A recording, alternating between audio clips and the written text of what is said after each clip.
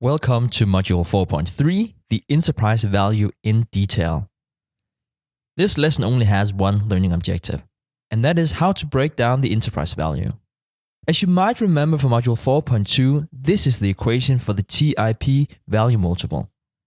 The TIP value multiple is equal to enterprise value divided by EBIT. Here in Module 4.3, we'll look closer at the enterprise value, whereas we in Module 4.4 will look at the denominator, EBIT, in the equation. So this is the equation for the enterprise value and the 5 components that it's made up by. Market cap plus preferred shares plus minority interest minus cash and cash equivalents plus debt. Let's talk about them one by one. And the first thing I would like to talk about is the market capitalization, or simply the market cap. And that is the number of outstanding stocks times the last traded stock price. In other words, if the stock last time traded at $10 and there are 100 outstanding shares, then the market cap is $1,000. Market cap is a very popular term, and you'll more often hear that term quoted in the news than the enterprise value. The market cap metric is used for popular key ratios like price to earnings, price to book, and price to free cash flow. I think the reason for the popularity is that it is intuitively easier to relate to, and the math behind this is extremely simple. And both reasons resonate with most of us. For more advanced investors, the metric we use to determine the real price of the entire company is the enterprise value rather than the market cap. Because to buy the entire company, you need to settle with all the security holders. Please allow me to elaborate. When we look at our formula, we need to account for preferred shares and minority interest, both representing security holders. So let's talk about preferred shares first. A preferred share, sometimes called a preferred stock, has similarities of both bonds and common stock. It's similar to a bond as it pays dividends, and a preferred share is similar to a common stock in the sense that it's a piece of equity in the business.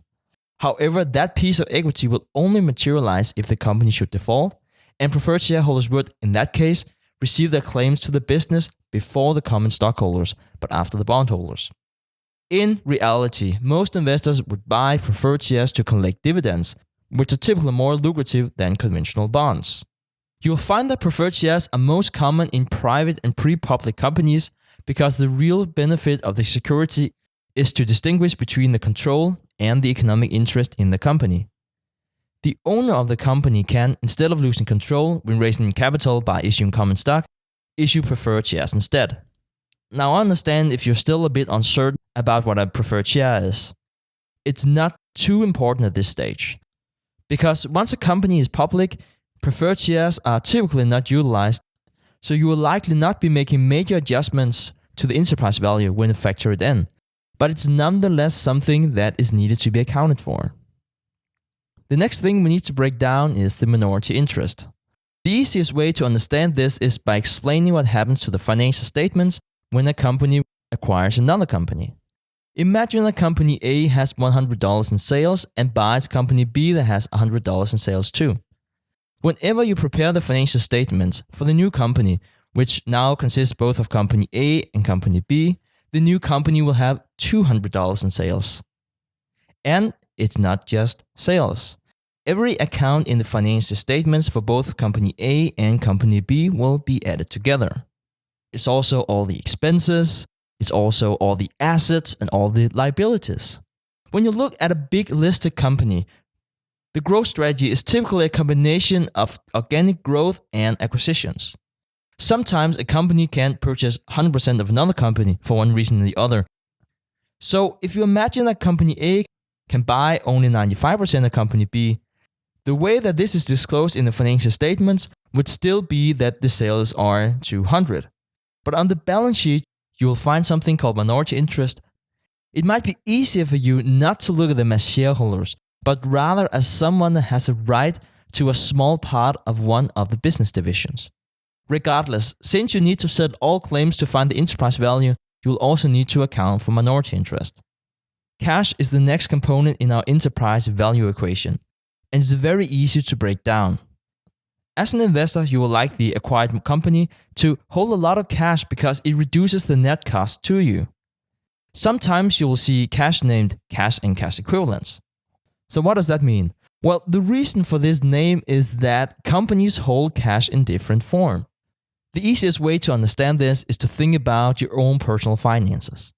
For instance, your personal holding of cash and cash equivalent would not only be the notes and coins you carry around in your wallet. You might also have a savings account, a checking account, and a money market account.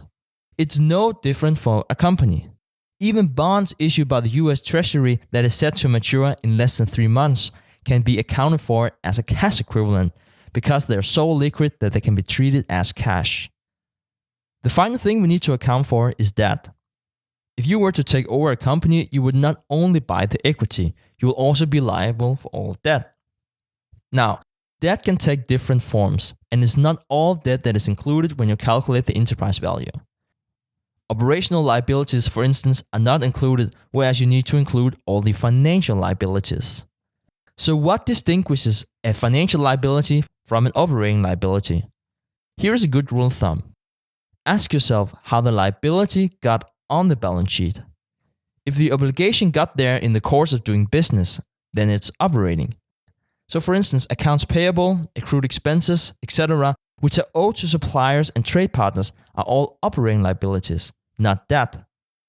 If, however, the company owes the liability because it borrowed cash for the purpose of earning a return on investment for a third party, then the liability is financial.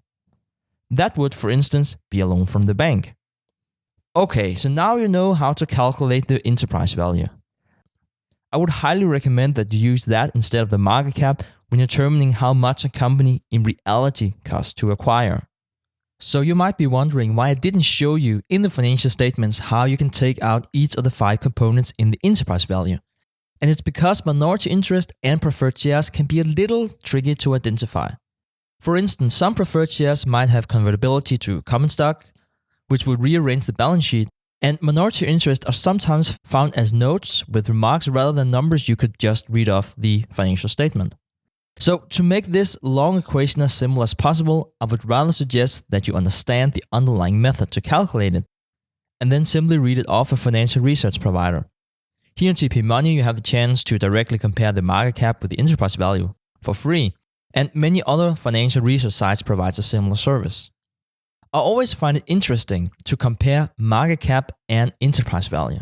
For instance, for Nike, you can see that your actual cost of acquiring the company, again, this is the enterprise value, is a lot higher than the price you most often hear, the market cap. So this was the numerator of the GIP value multiple. Let's talk about the denominator, EBIT, next in module 4.4.